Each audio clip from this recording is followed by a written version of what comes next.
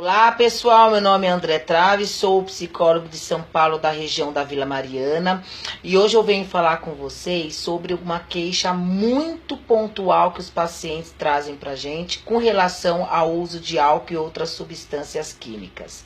Claro que a gente pode pensar também em algumas questões aí, de algumas queixas com relação à dependência não química também, que é a síndrome de abstinência. A síndrome de abstinência, como já diz, ela é um conjunto de sintomas frente à ausência. Então, são vários sintomas que podem ocorrer, que podem desenvolver, sejam questões físicas ou questões psicológicas ou questões orgânicas. E é importante que a gente vá investigando com o paciente dependente principalmente, quais são esses sintomas que vão aí acarretando na falta do uso do álcool, na falta do uso de outras substâncias químicas, na falta do uso de um comportamento impulsivo. É importante porque a questão é muito individual. Não tem como a gente falar que todos os pacientes dependentes terão os mesmos sintomas. Então, a gente precisa investigar com o paciente individualmente para que a gente possa desenvolver junto a ele recursos saudáveis para que ele possa lidar saudavelmente com esses sintomas. São sintomas muito desconfortáveis, são sintomas como dor de cabeça, sintoma como náuseas, insônia, irritabilidade. Alguns casos, por exemplo, de dependência de álcool, pode ser que ocorra convulsões, alguns casos aí de alucinações, pode ter alguns casos de persecutoriedade. Então, são alguns sintomas que podem ocorrer na ausência, e aí normalmente o paciente que ele faz?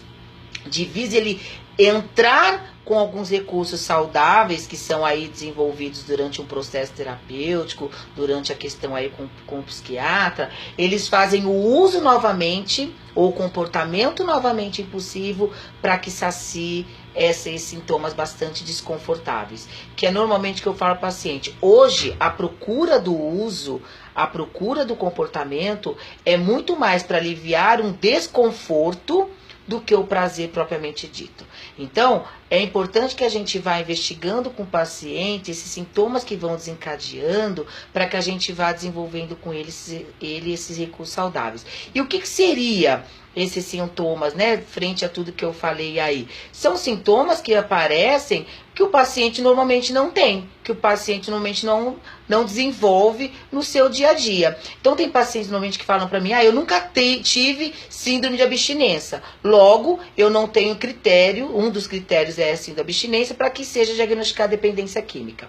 E aí eu falo para ele, você nunca teve porque normalmente você nunca ficou um período abstinente.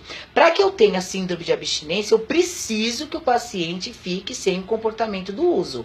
Eu preciso que o paciente fique sem um comportamento impulsivo, para que surja esses sintomas. E claro, eu sempre vou equiparar aí uma intoxicação alimentar com a questão da abstinência. Não tem como um paciente falar para mim que ficou abstinente 1 dia, 2 dias e não teve esses sintomas. É óbvio que ele não vai ter esses sintomas, porque é muito normal. Se a gente pensar na intoxicação alimentar, só depois de uns 4, 5 dias que a gente começa a pensar em comer aquele alimento que foi intoxicado para nós. Então, a abstinência também com relação ao uso de álcool e outras substâncias químicas, tá nessa vertente muito diretiva.